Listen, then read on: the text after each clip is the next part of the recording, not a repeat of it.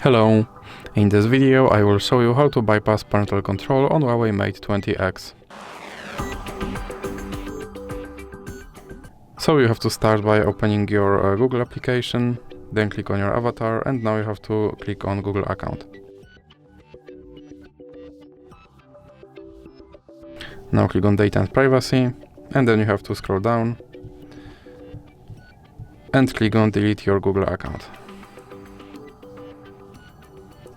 Now you have to enter your parent password, and here you have to scroll down and check these two checkboxes and then click Delete account. And now your account should be removed, so now let's check it by opening, for example, Google Play Store, and now click Sign In.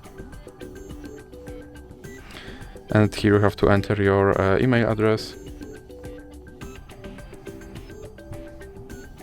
Then click Next.